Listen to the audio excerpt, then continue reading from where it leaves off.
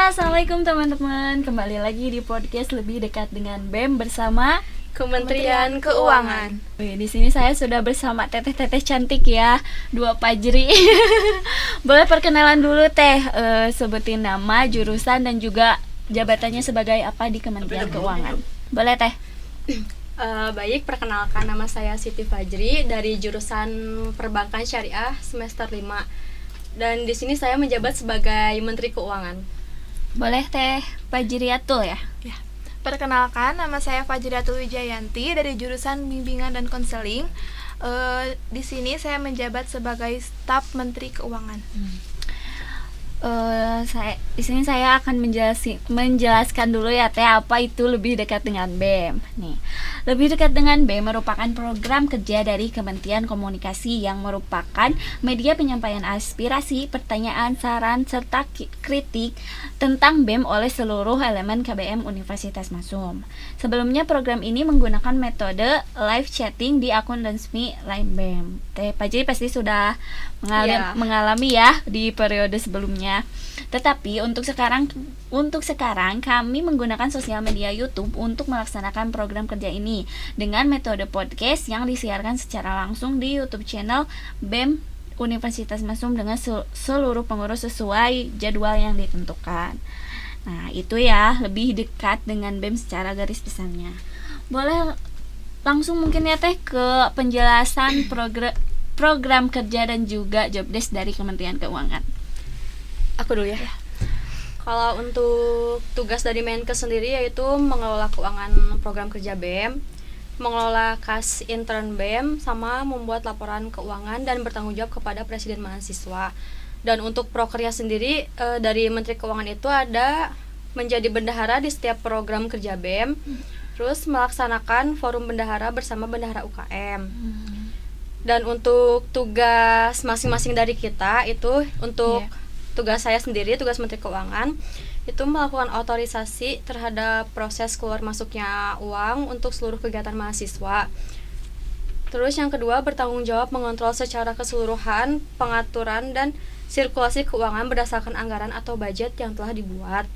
Yang ketiga, ada turut serta secara aktif dalam memberikan pertimbangan dan membantu kontrol keuangan berkaitan dengan acara-acara biro atau departemen serta kepanitiaan-kepanitiaan di bawahnya. Terus membuat rekapitulasi laporan keuangan seluruh program kerja yang terlaksana, mengawasi pencatatan kas masuk dan keluar yang dilakukan staf Menteri Keuangan. Mungkin tugas staf Menteri sama Teh Jia aja. Ya, silakan teh. Tugas dan tanggung jawab dari staf Menteri Keuangan mengelola proses keluar masuknya uang yang telah diotorisasi oleh Menteri Keuangan. Yang kedua, sebagai pemegang kas organisasi dan kas sosial. Yang ketiga, melakukan pencatatan keluar masuknya kas. Yang keempat, selama menjalankan tugas saya diawasi oleh Komisi B.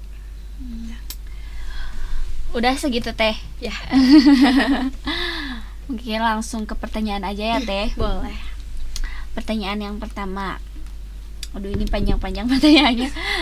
Apa sih hal tersulit yang selama ini Akang Teteh jalani sampai bikin Akang Teteh kepikiran bagaimana cara mengkoordinasi tugas, pembinaan, dan pemberian dukungan administrasi keuangan?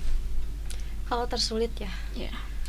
Mungkin hal tersulitnya mah kayak di setiap divisinya kali ya. Kayak misalnya di akhir sih, kalau nanti kayak misalnya pas penyusunan laporan keuangan, kadang nih ada divisi yang nggak ngasih nota, nggak ngasih bukti-bukti transaksi, kan itu menghambat ke kita juga. Karena itu sangat penting ya teh, nota itu untuk bukti. Iya.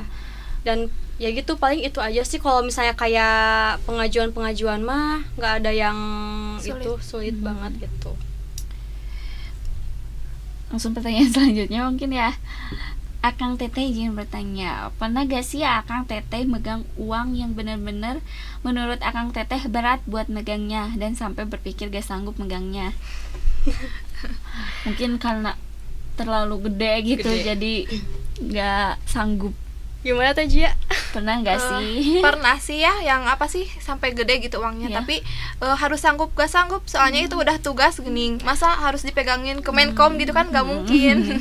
Iya, kayak Kalau misalnya kayak program kerja yang lain mungkin kita masih dikit-dikit lah, paling jutaan-jutaan gitu, puluhan juta. Yang benar-benar berat tuh kayak MUC ya Teh Jia ya. Soalnya itu melibatkan Jawa Barat Iya, juga Jawa kan Barat, ya, se-Jawa Teh. Barat Se-Jawa gitu. Barat pasti Iya. uangnya itu benar-benar gak sedikit Iya, gitu ya. bener-bener yang banyak masuk banget. itu. Iya, dan emang kita sebagai Menteri Keuangan itu harus mampu gitu. Dan untuk MUC sendiri kita bendaharanya nggak cuma satu, tapi kita berdua gitu. Iya. Mau nggak mau ya Teh. Iya. Dan juga itu kan sebagai kewajiban sebagai Iya. Menteri Keuangan. Kemudian pertanyaan yang selanjutnya, kriteria mahasiswa seperti apa yang kemungkinan besar bisa terpilih menjadi anggota BEM? Mungkin ini lebih apa ya, lebih universal ke BEM ya semuanya. Boleh deh tambahin kriteria mahasiswa seperti apa yang kemungkinan besar bisa terpilih menjadi Menteri Keuangan. Mungkin kalau untuk masuk BEM sih yang jelas dia mahasiswa Almasum. Pastinya itu iya, ya, itu Teh. harus. Terus harus aktif di UKM nih dia. Soalnya kan kayak kita juga ngelihat calon anggota yang mau masuk ke BEM itu dari UKM dia aktif atau enggak. Terus kalau untuk kita Menteri Keuangan kayaknya kita lihat dulu dari pengalamannya dia, apakah dia pernah berpengalaman sebagai bendahara atau enggak. Dan yang jelas mau belajar sih, mau sama belajar gitu. Dan mungkin juga harus bisa bikin anggaran Iya, ya Teh. itu harus banget. Paling penting itu ya. Iya. Apalagi kan bendahara nggak jauh-jauh dari anggaran Iya, ya. benar. Dan harus amanah sih. Iya, Itu jangan sampai korupsi. benar-benar. Oke. Pertanyaan selanjutnya ya Teh. Mungkin ini pernah juga sih ditanyain pas podcast Menpero, tapi boleh lah ya. Ini lagi. Bedanya Menkes sama Menpero apa sih Teh? Kalau Menpero kan Menteri Perekonomian, jadi mereka yang ngatur ekonominya BEM. Jadi mereka kan kayak membantu keuangannya BEM gitu. Lebih kayak ke dana usaha gitu ya Iya, Teh, kayak kalau dana usaha Menpero? gitu. Kalau Menke kan kita lebih mengatur ke keuangan program kerja gitu. Mengelola. Iya, mengelola keuangan kerja Dan kayak juga gitu. laporan-laporan Iya. mungkin ya Teh. Mm-mm.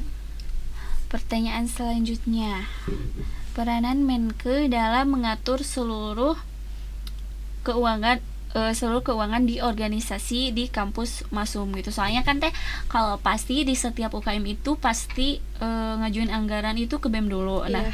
gimana gitu cara mengatur Menke biar gitu?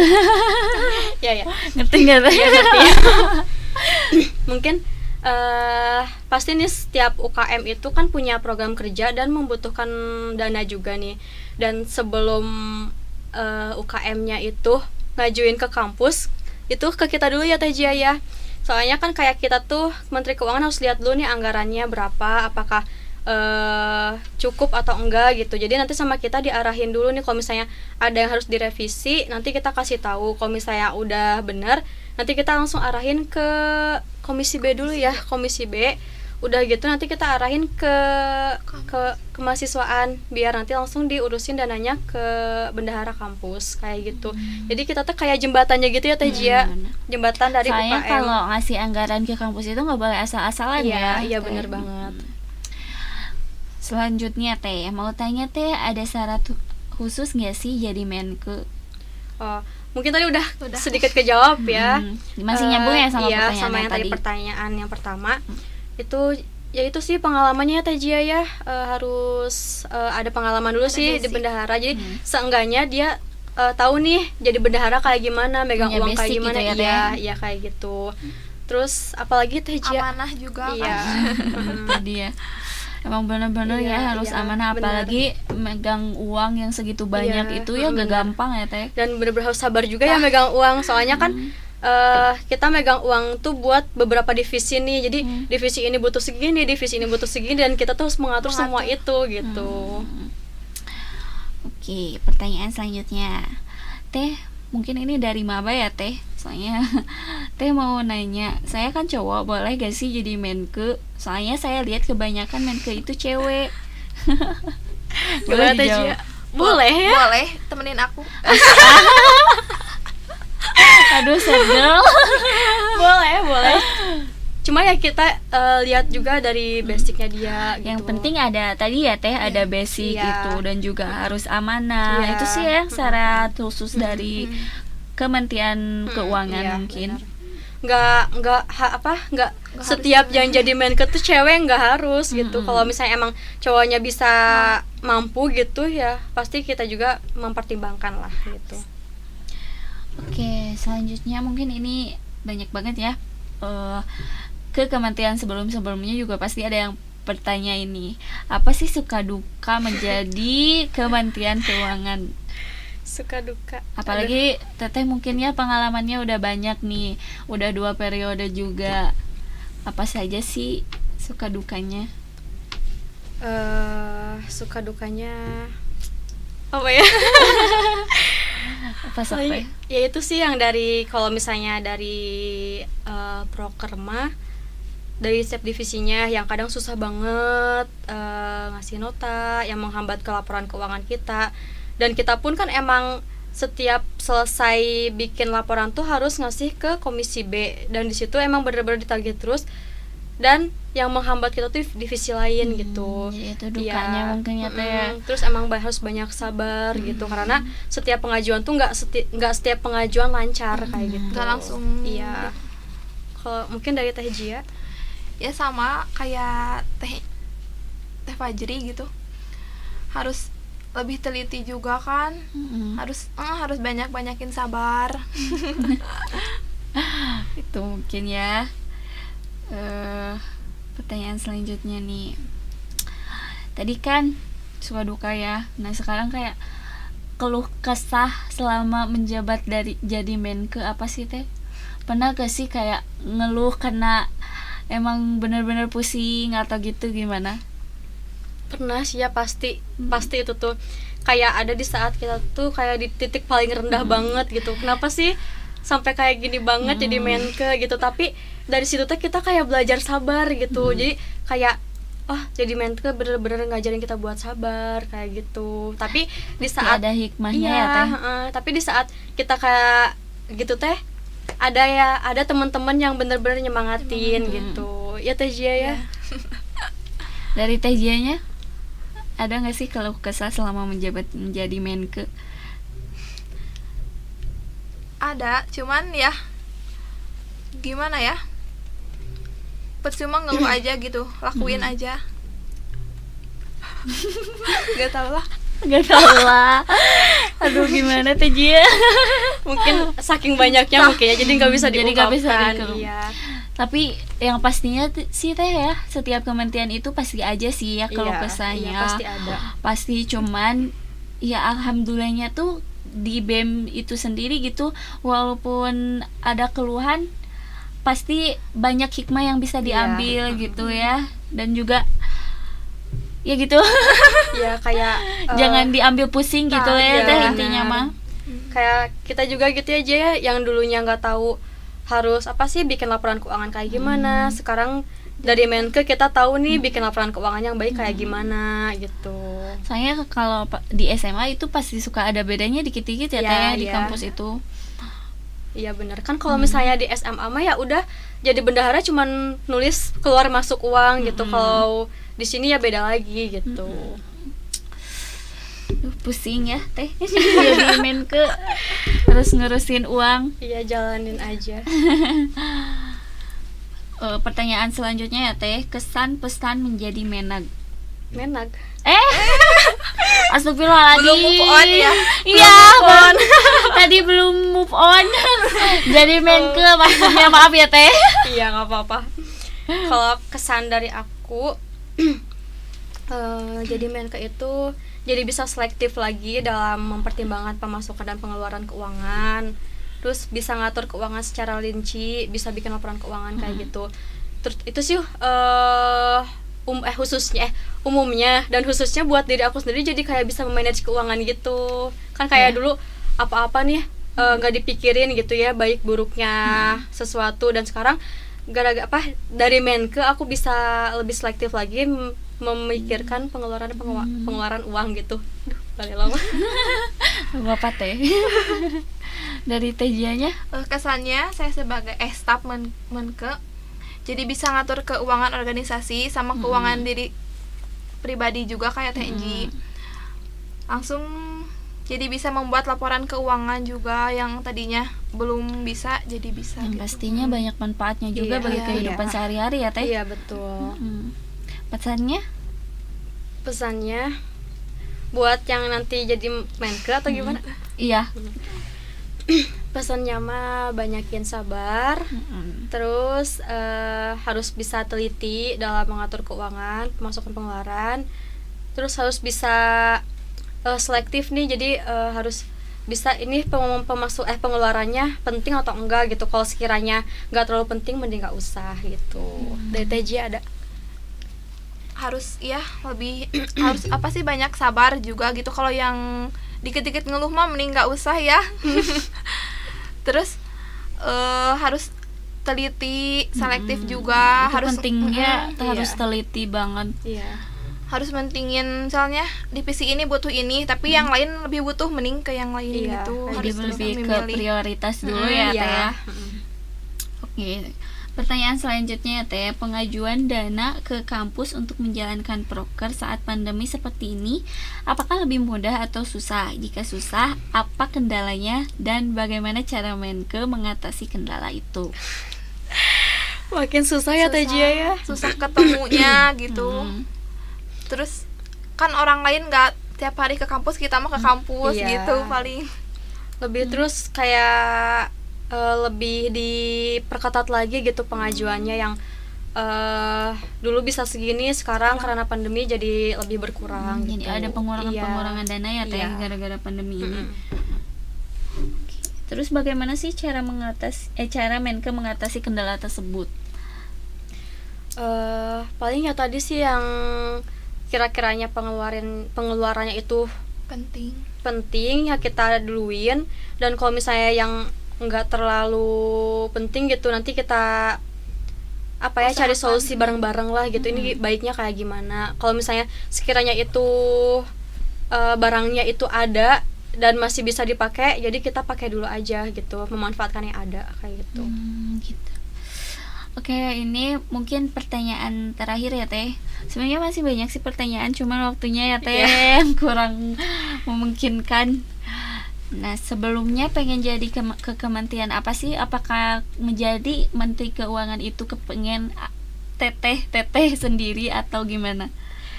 Mau siapa dulu? Kalau dari aku emang dari awal tuh pilihnya ke Menteri Keuangan gitu, soalnya emang dari SD malah ya, dari SD tuh di kelas udah pegang bendahara. Oh gitu. Jadi Iya. ada pengalaman dari SD juga Iya. ya Teh? Wah, keren. dari SD, SMP, SMA, bahkan pas di Karang Taruna juga udah jadi bendahara gitu. Jadi berarti kayak udah punya basic ini ya. jadi emang udah suka aja gitu, nggak tahu emang suka aja sama keuangan gitu. Jadi pas ada oprek BEM ya udah gitu milihnya ke Menteri Keuangan, dan emang nggak milih menteri yang lain gitu, Menteri Keuangan karena aja. emang pengen Iya. banget di situ ya, apalagi Iya. udah ada basic dari SD, SMP, SMA gitu. Iya. Dan alhamdulillah keterima. Alhamdulillah ya, gitu. Teh ya. Iya. Dari Teh Jia, Sama emang maunya emang Kemenke gitu. Dari zaman sekolah dulu juga emang selalu jadi bendahara gitu. berarti Terus sama-sama punya basic ya dari sekolah dasar. terus emang apa sih, mamah juga emang jadi bendahara juga Oh gitu. gitu. Berarti ada turunan juga ya Teh Jia mah. Udah Teh? Udah. Oke, paling segitu ya pertanyaannya. Ada informasi juga untuk seluruh mahasiswa Universitas Masum. Insya Allah bulan depan kita dari pihak kampus akan launching sosial media asli bikinan kampus berupa aplikasi namanya Gue Banget. Nah, di aplikasi ini selain disediakan informasi kampus, juga backlink ke website. Jadi untuk perwalian, pokoknya seluruh informasi kampus itu bisa dilihat dari aplikasi ini. Masih coming soon ya, nanti juga pasti bakalan ada informasi selanjutnya. Oke, mungkin cukup sekian ya Teh. Terima kasih banyak buat Kementerian Keuangan sudah mau sharing di podcast lebih dekat dengan BEM. Terima kasih. Assalamualaikum warahmatullahi wabarakatuh. Waalaikumsalam.